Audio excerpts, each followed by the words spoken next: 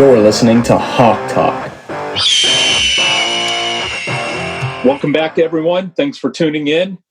Another quarantine-style Zoom podcast for our 7th episode of Hawk Talk. I think we've been in this quarantine about 700 weeks now, and I think I can speak for the guys, too. This is just driving me nuts. I've got to get back on a field sometime soon. As always, I'm Tim Field, coasting with Zach Elliot. We appreciate everyone's support, both the podcast and our program, and we hope you're enjoying everything. If you ever have anything you want us to talk about, any questions or anything, you know how to reach out to us, and at the end of the podcast, we'll give you all that information. Yeah, so welcome back, everybody. Sorry for a little bit of a hiatus there. It's been finals week, so all of us have been a little bit busy with that. But yeah, as Tim said, we've been in this situation for a while now. We're just happy to, hopefully put it behind us starting this next week with New Hampshire opening back up. But if you're watching this podcast on YouTube, please drop a like below, subscribe to our channel, turn on a notifications bell so you don't miss any upcoming episodes. We got a lot of good ideas coming up in the next few weeks that are new ideas, so we hope you tune in for those. And also, if you want to, go ahead and check out Hawk Talk on our other streaming services, Podbean and Apple iTunes, if you haven't already. So on today's episode, it's our pleasure to welcome two of the players. We're going with the New Hampshire theme today. We're going to get to know them a little better. They are current sophomores, but I think it's after tomorrow. You guys will be juniors. So we've got Taylor Silverstein and Jake Reynolds. Like I said, they're both from New Hampshire, and they're going to kind of give an insight on what it's like to play pretty much at home with all the games. So yeah, Taylor and Jake, welcome to the show. We're excited to have you guys on. Welcome aboard. Thanks for having us. Yeah. So start things off. I'll just tell everybody a little bit more about you guys. So starting with Taylor, number 2, midfielder, 2-year starter for us, coming off an excellent sophomore season.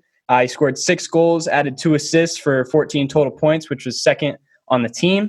In my opinion, he was a little bit of an all-conference snub, but he'll definitely be probably be getting those honors this fall. Taylor's a business major from Concord, New Hampshire, graduated in 2018 from Concord High. He was a 2-year captain on the soccer team, spent 4 years with varsity, 2-time D1 state champ, and of course, as we all know, New Hampshire Gatorade Player of the Year, All-American. Number 6, Jake Reynolds, outside back, has also been with us for 2 years now. Been an off and on starter for us his first 2 years, and I say that in large part because this year he suffered a torn MCL in just the 3rd game of the season.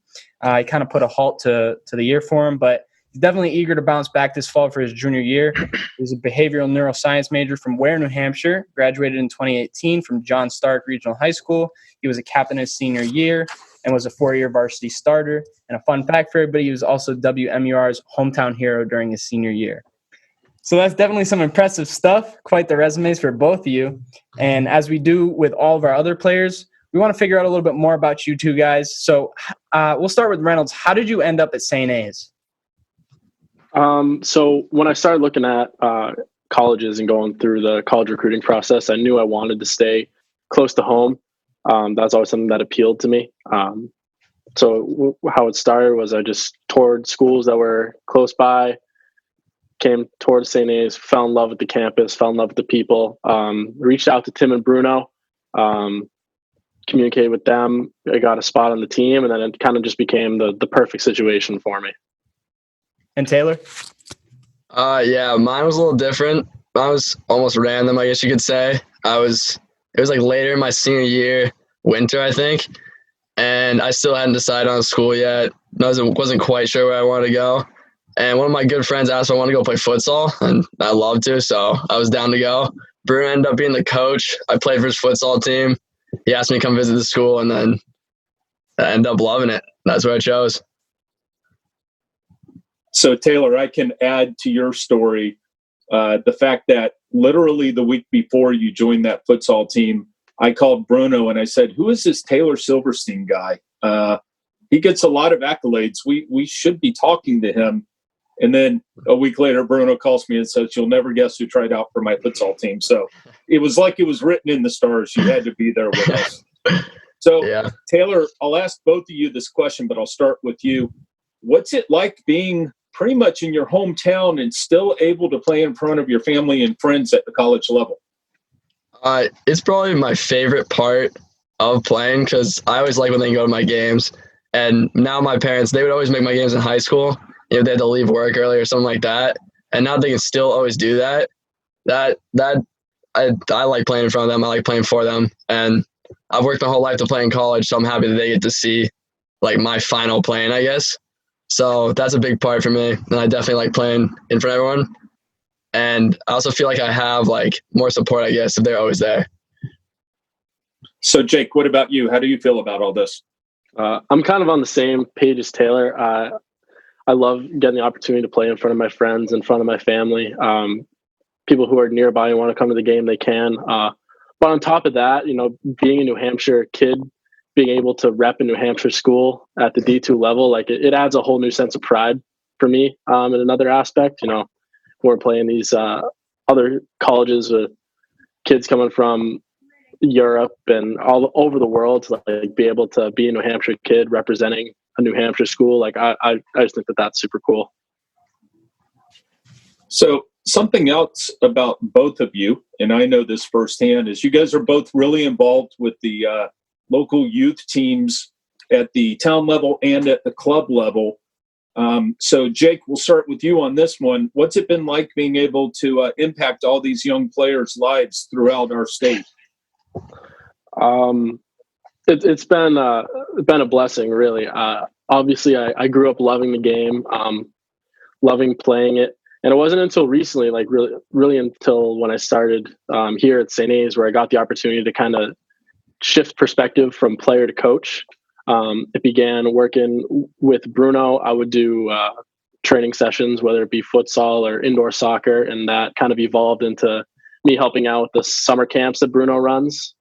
So from there, that was such a good time. And then I had the opportunity this spring, half an opportunity, I'll say, to coach U15 team with you, Tim. And just to be able to shift perspective from player to coach has been just a really cool experience for me, and something that I really enjoy, and I hope I get to do more going forward.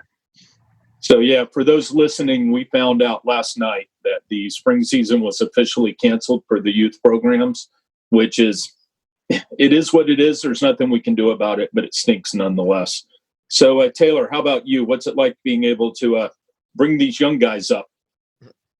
I completely agree with Reynolds in every respect of I like seeing kids progress. I like knowing that I'm making someone better or helping someone get better, because I know I had all those mentors when I was growing up, and I always remember going to the camps, and I remember who my coaches were. I remember like when I learned certain moves and how they taught me it. And then when I can go and like go to their games, I guess, or like see them play, like Reynolds is when he coaches like the U15s or whatever, and he sees them do what he like has taught them to do. That just shows like, I don't know, that little bit of pride you have in like everything you do. So it's always nice to see and know that you can help people get better in something that you love doing every day. Yeah, definitely. And speaking of younger players, it must seem like not too long ago, you guys were the young players of the team joining the St. A's program for your first preseason that summer in August. I can't believe 2 years has already gone by. It's been really quick, and now you guys are going to be considered like some of the older guys on the squad. So talking about your time thus far at St. A's, can you just tell us how have you guys both enjoyed being on the team now halfway through college as well as the school? And also, how's it been building relationships with some of the boys on the team? The team, it's 22, 25, whatever it is, of like your best friends. You know everyone in and out. You're always hanging out with each other, and just it's a blast in the perspective of team, because it really is like I do know every person on like a deeper level, I guess. I'm not just like, oh, he's on my team, like I know his name, like I play soccer with him. It's I eat with that kid, I go to school with that kid, like I truly like being around the guys. So that's always nice. And then since the school itself, it's not a big school at all, so it's like 2,000 people, something like that. Like the community's already tight-knit again. So you always see your friends all around.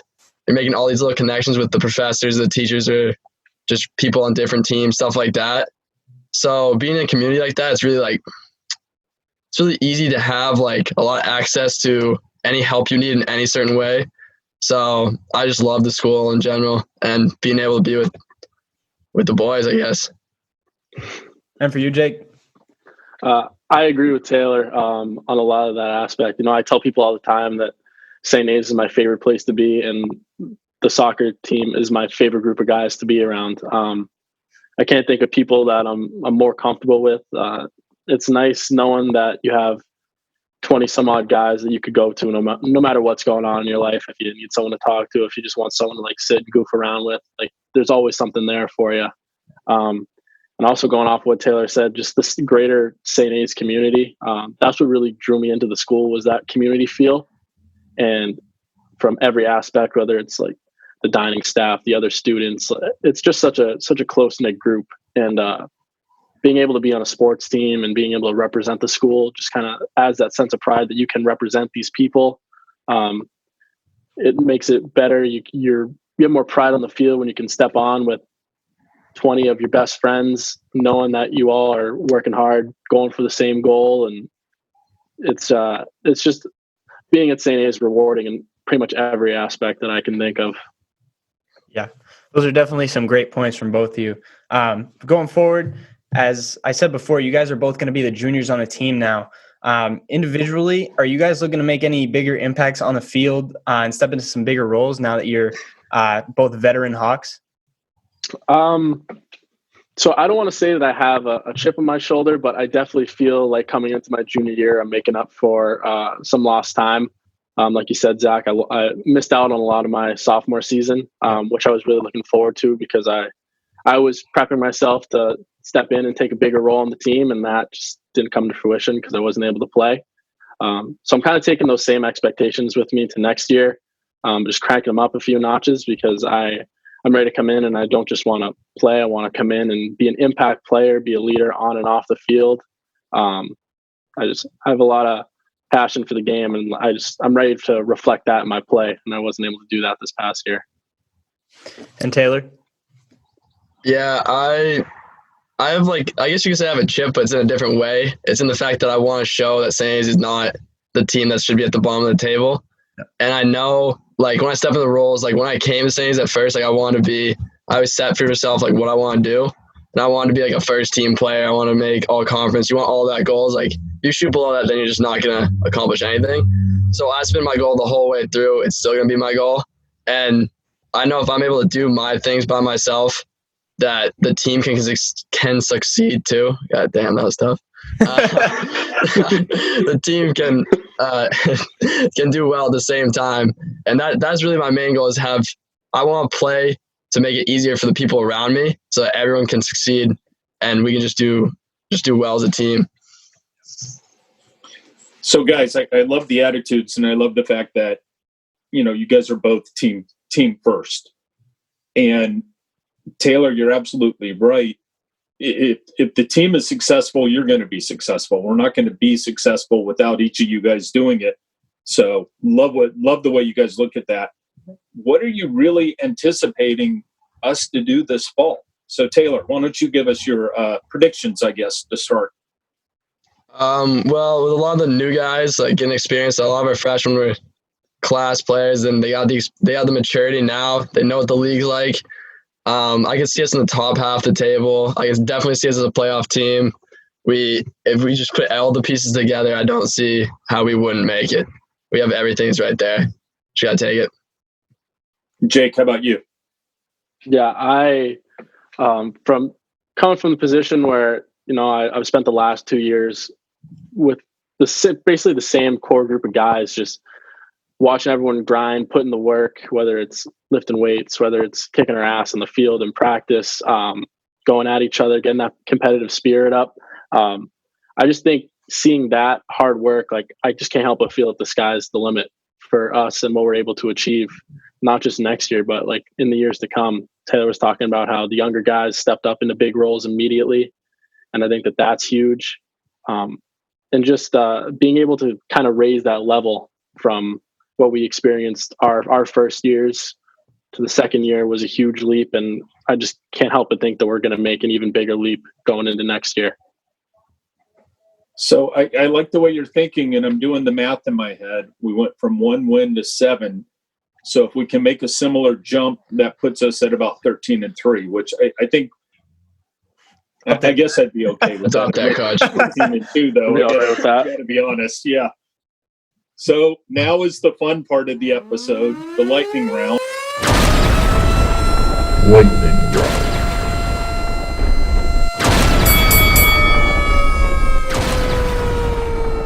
So Jake and Taylor were not given any of these questions beforehand. No matter what the rumors say, they may have accidentally seen some questions, because I'm going to let a little honesty out here. We had some recording issues and we're re-recording this, but I changed it on the go. So Zach and I are going to keep them guessing on everything. So guys, take 2. Yeah, just a reminder, quick answers. You don't have to go into total detail, and you'll both answer all of the questions that we have. So you guys ready for this? Yeah, Let's do it. Okay, so Taylor, you answer this one first. Favorite player of all time? Messi. Reynolds? Paulo Maldini. Okay. All right. So, go-to brand of cleat for each of you guys. Nike through and through. Been wearing since I could kick a soccer ball. Adidas. Definitely Adidas. All right, Jake, we'll start with you on this one. Who's the best trash talker on the team? Oh, man. When you get Zach fired up, 100%. He likes to twist the knife a little bit. But I got to give props to Mike and his goofy trash talking, and JC can spit some good trash talk too. But yeah, we definitely have some guys who can throw some words around. Yeah. Taylor, how about you?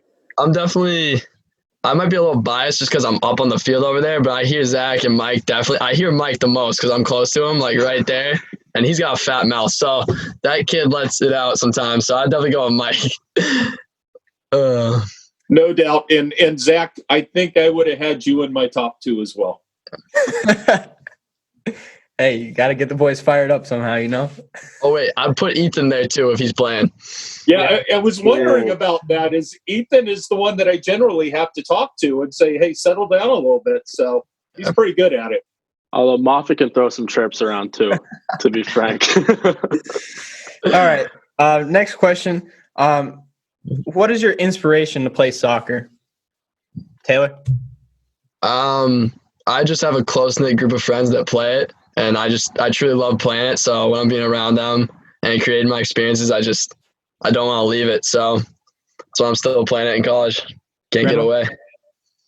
At this point for me, it's just love for the game. You know, I watch it every chance I get. I play it every chance I get. So that's kind of my main motivation going through this last kind of leg of my soccer career. All right. My last question for you guys is, why do you wear the number that you wear? 2 is I wore it all of high school. I used to wear 19 because that's my birthday. But once I picked it up for high school, I had it all 4 years. I wanted to repeat all 4 years again, so that's why I kept it. Fits you well. Yeah. My first ever year playing competitive soccer, I just got thrown the number 6, and just stuck with me all the way through. I had it all the way through high school.